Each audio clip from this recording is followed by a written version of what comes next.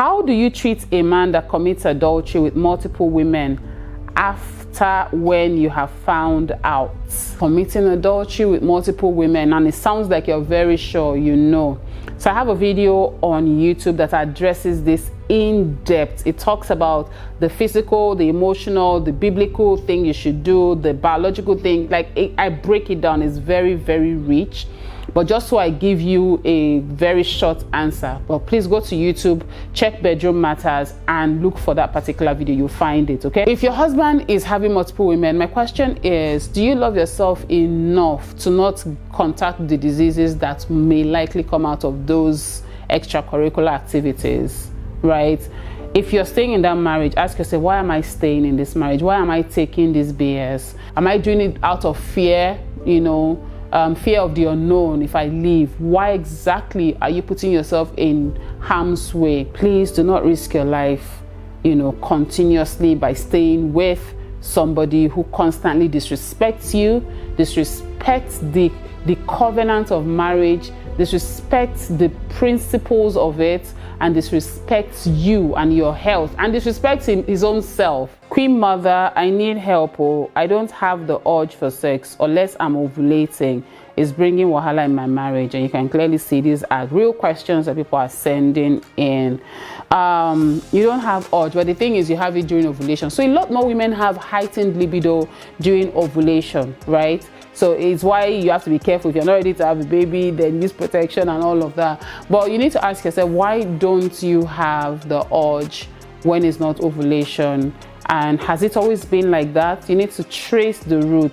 Has it always been like that? If not, then trace to the point where you started feeling low libido, and find out if it is age related, if it is hormonal imbalance, if there was an issue. Do you feel resentful towards your husband? If this worries you so much, please speak with your husband. Ask him how he feels. Is this stressing him out? See, a lot of the problems in marriages come from lack of communication. There are women who are heavy plus sizes, size 18, 20, 24. But they can initiate sex with their husband. They can still ride their husbands, right? So the fact that you've put on weight should not kill your sexual libido.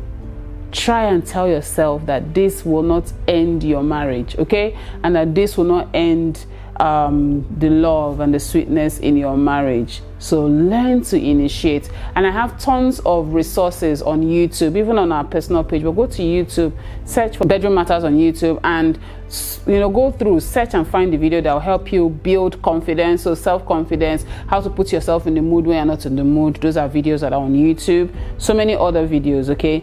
Then you can now work on your physical body, because that can have adverse effects on your psychology. All right, stand in front of the mirror, look at yourself, tell yourself that you're beautiful, you're gorgeous, you're sexy.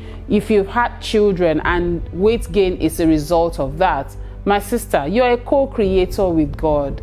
You've given birth to a whole human being, if not more than one.